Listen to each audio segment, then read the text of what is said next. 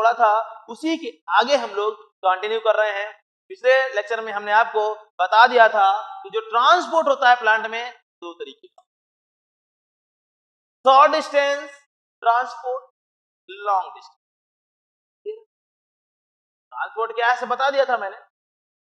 Transport के दो type बताए थे मैंने आपको, शॉर्ट डिस्टेंस ट्रांसपोर्ट और long distance transport. Okay, short में बताया गया था ये ट्रांसपोर्ट हो सकता है एक ही सेल के अंदर हो, साइटोप्लाज्म में हो सकता है, साइटोप्लाज्म से न्यूक्लियस के अंदर हो, न्यूक्लियस से साइटोप्लाज्म में हो, या हो सकता है साइटोप्लाज्म में ही one place to other place. Intracellular transportation transport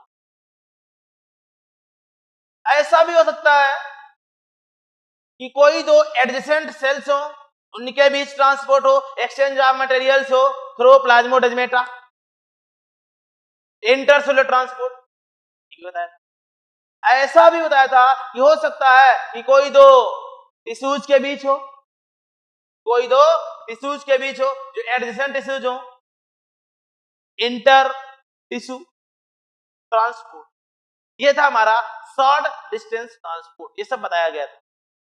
फिर मैंने बताया था कि लॉन्ग डिस्टेंस ट्रांसपोर्ट क्या है, अगर डिस्टेंस बढ़ जाए, दूरियां बढ़ जाएं, और जब दूरियां बढ़ती हैं तो फोर्स ऑफ अट्रैक्शन घटता है। अगर उस दूरियों को बढ़ने के साथ साथ उस अट्रैक्शन को मेंटेन करना है, कॉन्टिन्यूटी में लेना है, तो एक्स्ट्रा फोर्स की जरूरत पड़ती है, कुछ नया काम करना पड़ता है। क्लियर, ध्यान रहे।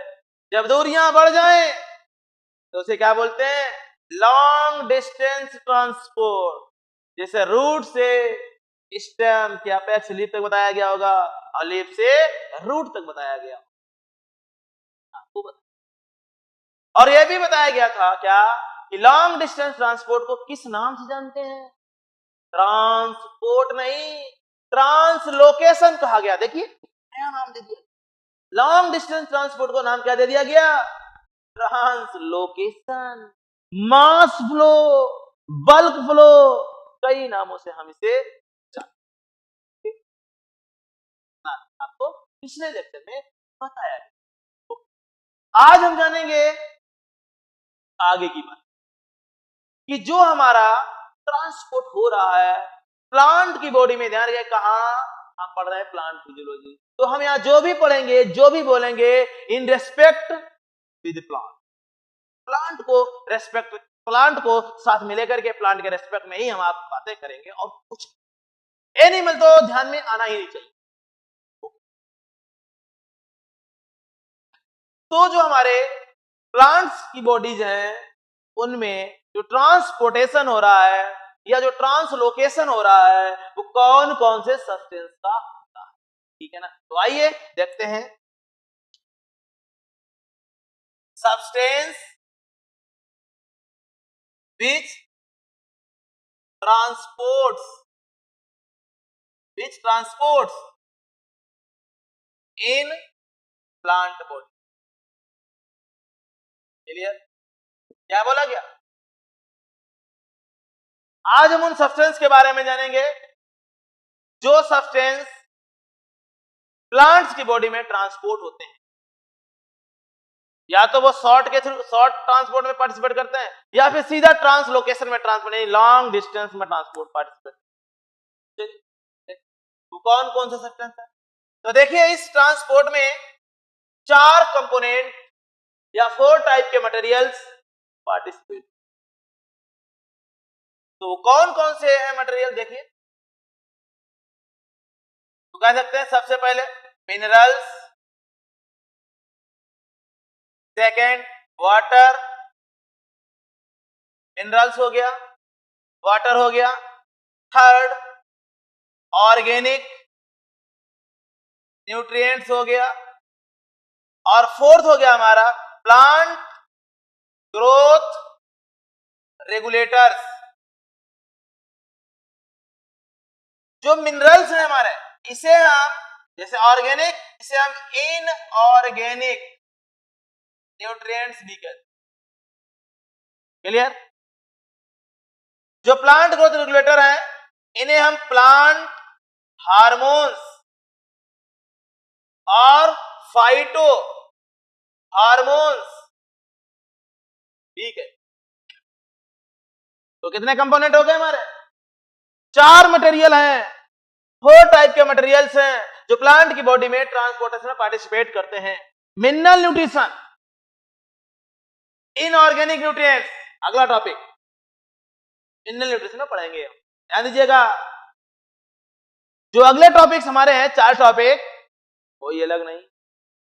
इन 5 टॉपिक को एक यूनिट में रखा गया है। क्यों रखा गया? ये 5 के 5 टॉपिक एक दूसरे से इंटरकनेक्टेड है। क्लियर? कभी कभी देखा होगा कई लोग बायोलॉजी के एक्सपर्ट फैकल्टी लिखते हैं अपने आप को, और जब आती है प्लांट फिजियोलॉजी की बात तो सीधा फोटोसिंथेसिस के स्टार्ट कर देते हैं। पहला चैप्टर फोटोसिंथेसिस स्टार्ट करते हैं, उसके बाद रेस्पिरेशन पढ़ाते हैं, टाइम तक पढ़ाते हैं, खींचते हैं, और जैसे ही ट्रांसपोर्ट या मिनरल 2 दिन में खत्म हो जाता चैप्टर। क्यों? फोटोसिंथेसिस इतना टाइम क्यों? और फिर उससे पहले क्यों? ट्रांसपोर्ट पहले क्यों नहीं? सीक्वेंस से क्यों नहीं? एनसीईआरटी की बुक बनाने वाले जो प्रोफेसर हैं वो बेवकूफ है क्या, जिन्होंने बायोलॉजी के इन चैप्टर्स को या प्लांट फिजियोलॉजी में इन चैप्टर्स को ट्रांसपोर्ट को पहले रखा, उसके बाद मिनरल न्यूट्रिशन रखा, उसके बाद फोटोसिंथेसिस को रखा, then respiration, then plant growth development रखा। इस सीक्वेंस में क्यों रखा? अगर पहले ही पढ़ाना था हमें फोटोसिंथेसिस को तो पहले रख देते ना।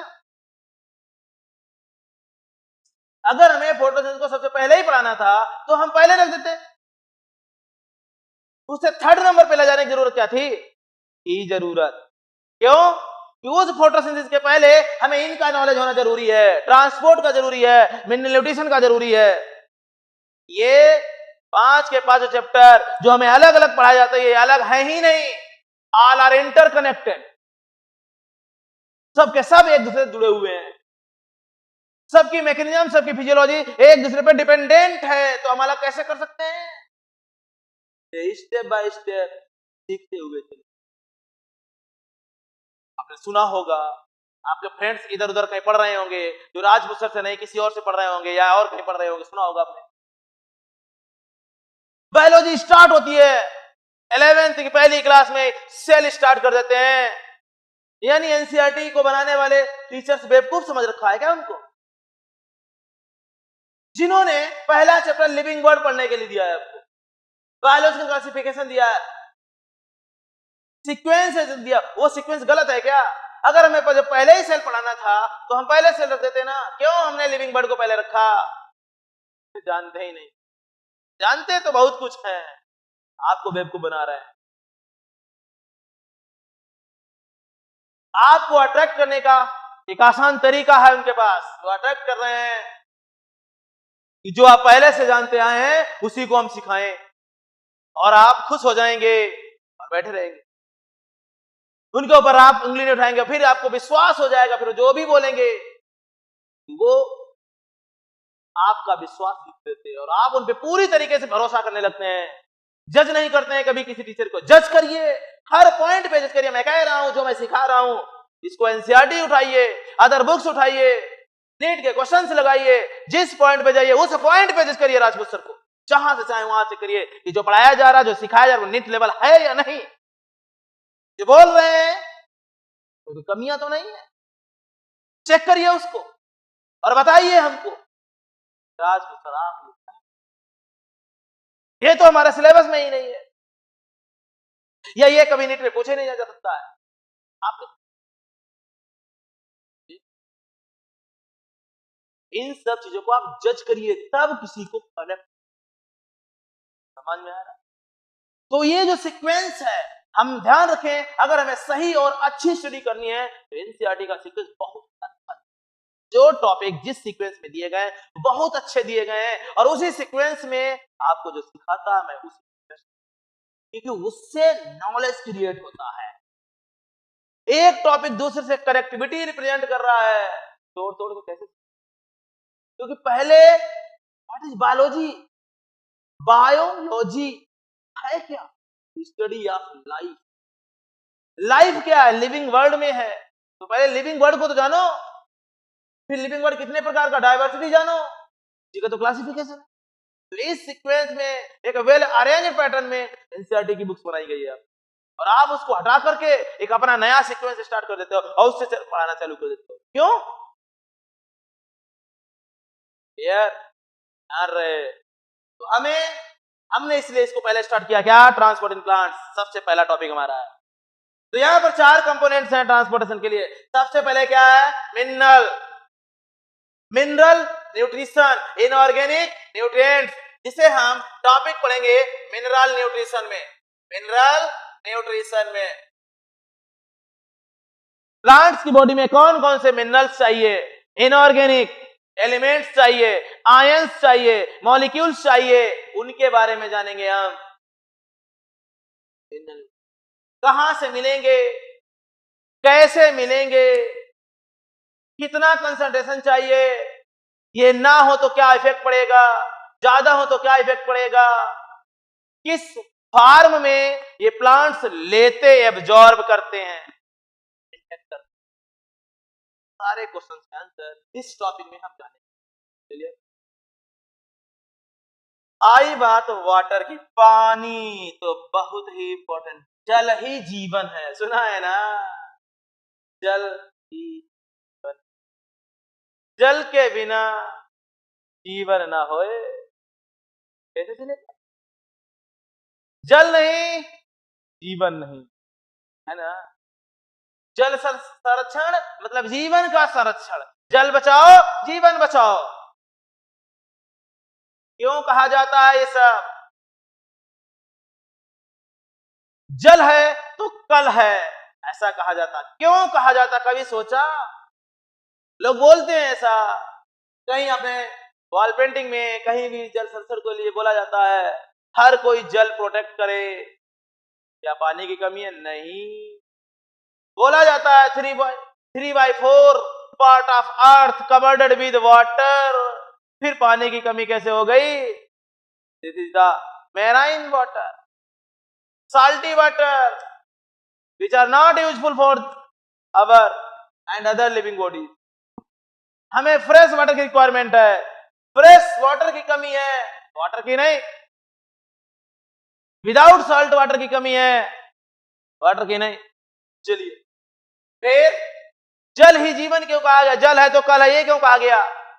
ये इसलिए कहा गया क्योंकि मैंने बताया था बायोकेमिस्ट्री में सेल का कंपोजिशन, अप्रोक्सीमेट सेल के अंदर 70 to 90% वाटर होता है। अगर किसी ग्रीन प्लांट्स बॉडी की बात करें हम, हर्बेसियस प्लांट बॉडी की बात करें हम, तो हर्बेसियस प्लांट की बॉडी में उसका जो फ्रेश वेट होता है लगभग 80 to 90% वेट वाटर का होता है। यानी उसका जो ड्राई वेट होता है वो मात्र 10 to 15% होता है, और उसमें सब वाटर ही होता है। और इतना प्रोटोप्लाज्म को एक्टिव रखने के लिए वाटर की रिक्वायरमेंट, इसलिए सबसे इंपॉर्टेंट कंपोनेंट तो वाटर ही है।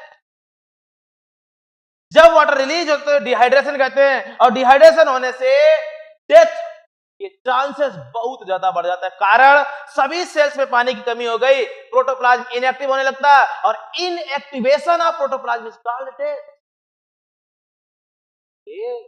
इसलिए वाटर इंपॉर्टेंट है, इसलिए जल ही जीवन है, इसलिए जल है तो कल है। समझ में आया? तो ये क्या होता है? 80 to 90% of fresh weight of green plant कौन बनाता है? पानी बनाता है ना? अगर ये है तो इसे भी कह सकते हैं आप इसी में, और ये भी कह सकते हैं 10 to 15% dry weight in plant body. अगली बात आई ऑर्गेनिक न्यूट्रिएंट्स। ये ऑर्गेनिक न्यूट्रिएंट्स क्या है? ऑर्गेनिक फूड है और क्या है? Organic food. ऑर्गेनिक फूड जैसे ग्लूकोज, फ्रक्टोज, सुक्रोज, माल्टोज, है ना, स्टार्च, ग्लाइकोजन एंड इनुलिन, ये सब क्या है? ऑर्गेनिक फूड है। समझ में आ रहा है? सब क्या है? हमारे ऑर्गेनिक न्यूट्रिएंट्स हैं। अब बात करेंगे प्लांट हार्मोन्स की। ध्यान दीजिएगा, प्लांट्स की बॉडी में भी ये भी हमारे ऑर्गेनिक कंपाउंड हैं। ह्यूमन की बॉडी की तरह या एनिमल की बॉडी की तरह प्लांट की बॉडी में भी ऐसे ऑर्गेनिक कंपाउंड्स पाए जाते हैं जो एक्टिविटीज को कंट्रोल करते हैं, प्लांट की बॉडी में होने वाली मेटाबॉलिज्म को रेगुलेट करते हैं। इसीलिए इन्हें क्या कहते हैं? Plant growth regulators. तो देखिए, हम लोग प्लांट ग्रोथ रेगुलेटर्स की बात कर रहे थे। जान लीजिए प्लांट ग्रोथ रेगुलेटर्स क्या होते हैं। जैसे अभी हमने बताया था mineral nutritions, mineral nutrients, mineral, water, organic nutrients, plant growth regulator. अब देखिए जो प्लांट ग्रोथ रेगुलेटर क्या है, मैं बता चुका हूं कि जो हमारे प्लांट हार्मोन्स होते हैं, ठीक है ना, इन्हें क्या कहते हैं? प्लांट हार्मोन्स भी कहते हैं। तो कह सकते हैं दीज आर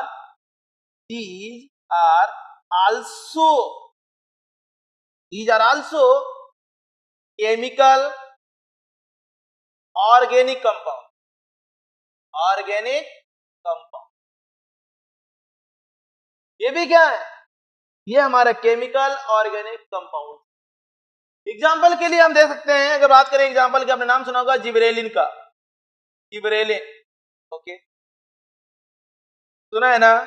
आगजिन, आगजिन नाम सुना है? अच्छी बात है। आगजिन,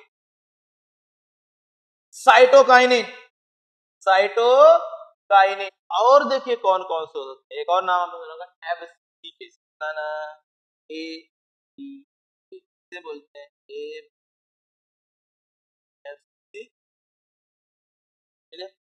तो इस तरीके से तो हमारे क्या है? प्लांट जिब्रेलिन हो गया, आक्जिन हो गया, साइटोकाइनिन, गैसियस प्लांट बहुत पूछा जाता है। गैसियस कई बार पूछा है। प्लांट हार्मोन, प्लांट हार्मोन ये कैसा है? गैसियस।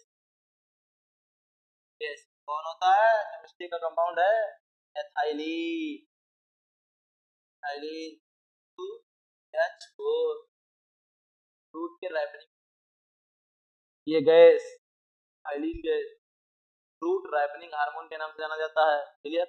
इस तरीके से चार कंपोनेंट जो प्लांट की बॉडी में ट्रांसपोर्ट लॉन्ग डिस्टेंस भी होते हैं, शॉर्ट डिस्टेंस। आया समझ में? कौन कौन से? Mineral nutrition, water, organic nutrients, plant growth regulator. Clear है ना? कौन कौन से? 4 प्रॉब्लम। अब ये चारों कंपोनेंट्स जो प्लांट की बॉडी में one part to other part, one place to other place, short या लॉन्ग डिस्टेंस किसी भी तरीके जो ट्रांसपोर्ट होते हैं, इनका डायरेक्शन क्या ये एक ही डायरेक्शन में ट्रांसपोर्ट होते हैं या एक से अधिक मल्टी डायरेक्शन? अब हम डायरेक्शन के अकॉर्डिंग देखेंगे तो ट्रांसपोर्ट होता है प्लांट की बॉडी में दो तरीके का होता है, unidirectional and multi direction. Okay, चलिए देखते हैं।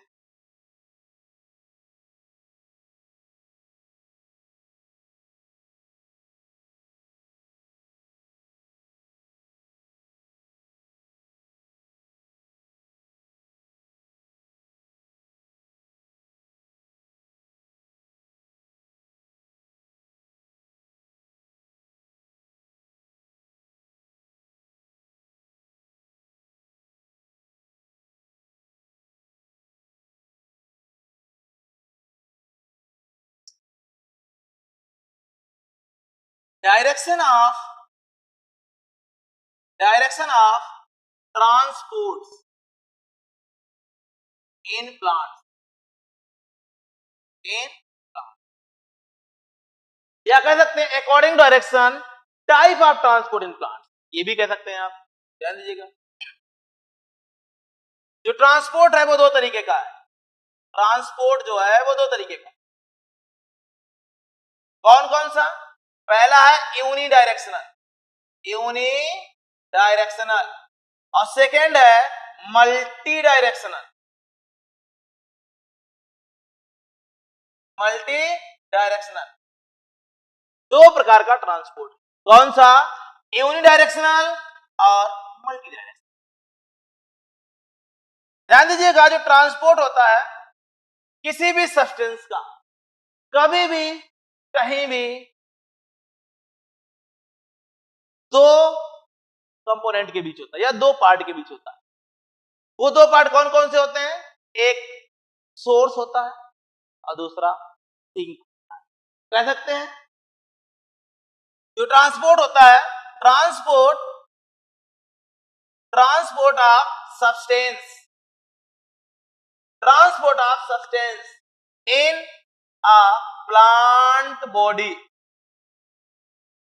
is always from source or storage part, क्या बोला? या तो सोर्स से या उस कंपोनेंट को स्टोर किया गया उस पार्ट, सोर्स और storage part to the sink part, और कह सकते हैं consumption point, consumption point in plant body, in plant body. ध्यान दीजिएगा, प्लांट की बॉडी में जो ट्रांसपोर्ट होता है किसी भी सब्सटेंस का कभी भी दो पॉइंट्स के बीच में होता है। पहला पॉइंट सोर्स या स्टोर्ड ऑर्गन या storage part of the plant होता है, जहां से transporting substance sinking place, consumption place, utilising point तक होता है। इसी को ट्रांसपोर्ट, ये दो तरीके से होता है, दो डायरेक्शन में होता है, यूनिडायरेक्शनल, मल्टी डायरेक्शनल। चलिए यूनिडायरेक्शनल बात करते हैं, क्या होता है unidirectional? Unidirectional transport, unidirectional transport क्या है, किसे कहते हैं हम यूनिडायरेक्शनल ट्रांसपोर्ट? ध्यान दीजिए, क्या है? जब कोई सब्सटेंस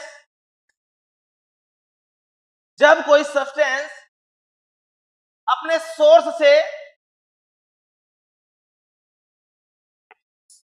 सिंक की तरफ हमेशा एक ही डायरेक्शन में मूव करता है तो उसे क्या कहा जाता है? यूनिडायरेक्शनल कहा जाता है। चलिए, क्या बोला गया? सोर्स पॉइंट से अपने sinking point, consumption point, utilising point तक कॉन्टिन्यूस का ट्रांसपोर्ट होता है, उसके पाथ में कोई चेंजिंग नहीं आती है। तो इस प्रकार के ट्रांसपोर्ट को क्या बोलते हैं हम? यूनिडायरेक्शनल ट्रांसपोर्ट कहा जाता है। ओके, चलिए तो कह सकते हैं in this transport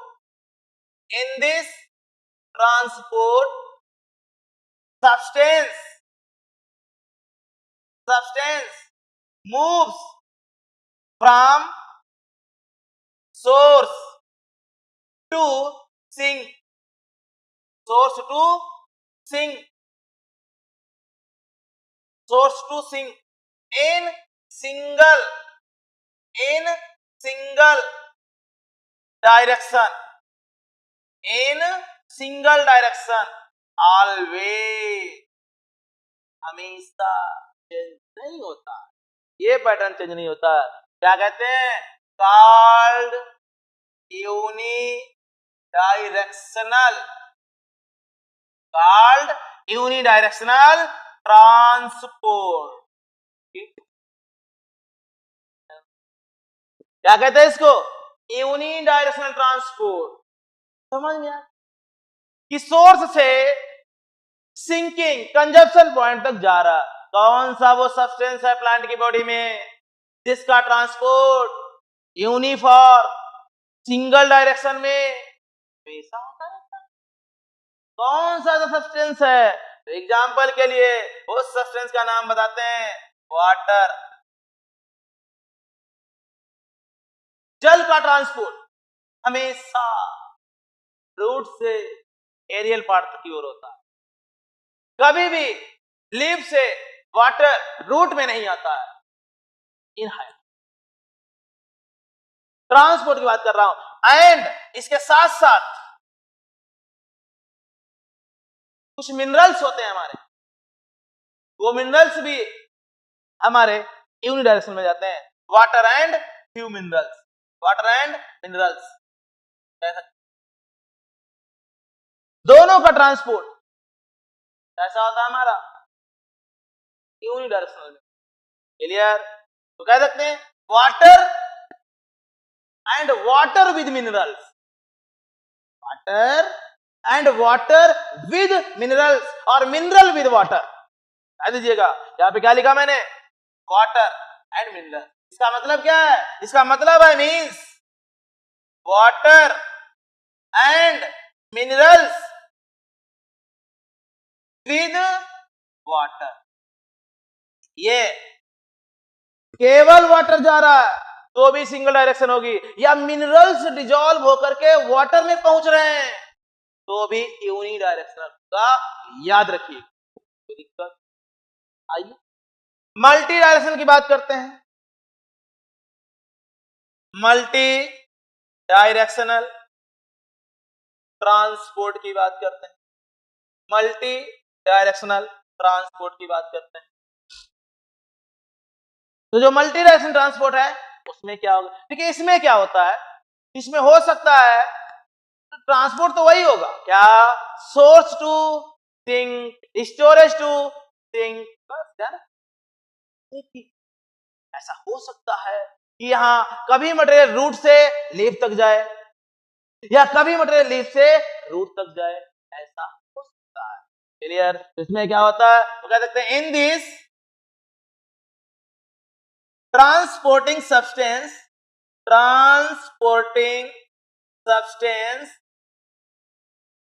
move in two or more directions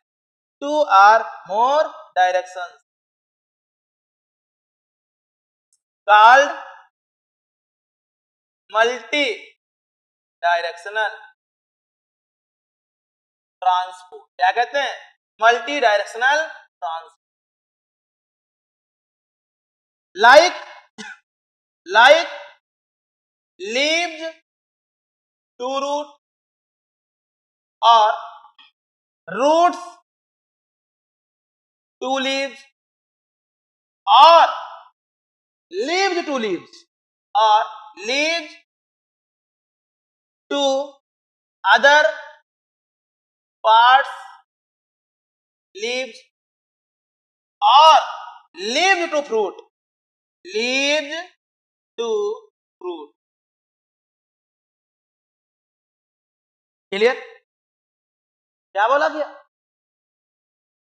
यहां पर जो होता है, जो ट्रांसपोर्टिंग सब्सटेंस होता है, वो हो सकता है कि उसका सोर्स लीफ रहा हो ऑर्गेनिक फूड का, और उसका कंजप्शन ग्रोइंग रीजन एक पार्ट से दूसरे पार्ट वहां स्टेम में ही रहा हो, एरियल पार्ट में ही, तो वहां भी हो सकता है। ग्रोइंग रीजन की लीव्स उसमें भी हो सकता है स्टोरेज के लिए रूट में जाए, वहां भी हो सकता है। और जब फूड ना बने during spring season, leaf fall हो जाए, तो उस समय जब ग्रोथ हो रही होती तो फिर रूट से फूड एरियल पार्ट में जाएगा। इस तरीके का जो ट्रांसपोर्ट होता है वो मल्टी डायरेक्शन, यानी इसमें कौन कौन से मटेरियल होंगे जो मल्टी डायरेक्शन पार्टिसिपेट करते हैं। तो चलिए देखते हैं क्या होता है इसमें।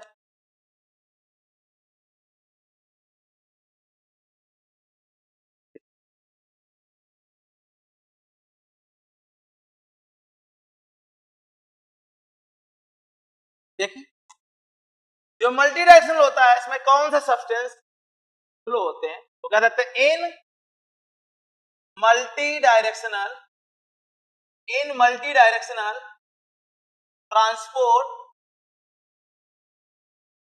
ट्रांसपोर्ट ऑर्गेनिक न्यूट्रिएंट्स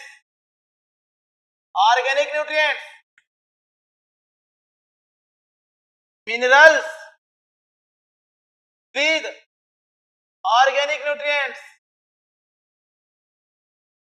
यानी केवल ऑर्गेनिक न्यूट्रिएंट्स वो भी जा सकता है या मिनरल्स भी जा सकते हैं, एंड प्लांट ग्रोथ रेगुलेटर्स और जिसे आप फाइटो हार्मोन कहते हैं, वो भी हमारे मल्टी डायरेक्शन में फ्लो। क्लियर, ध्यान दीजिए आप लोग, आए समझ में कि नहीं? तो इस तरीके से ये था हमारा यूनिडायरेक्शनल एंड मल्टी डायरेक्शनल। ध्यान दीजिए, यूनिडायरेक्शनल और मल्टी डायरेक्शनल जो ट्रांसपोर्ट है ये एक तरीके का ट्रांसलोकेशन होता है, तो कह सकते हैं unidirectional and multi directional transport in higher plants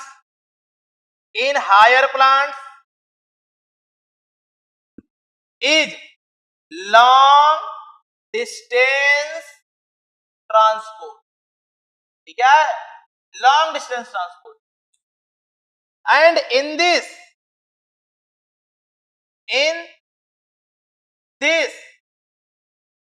transporting system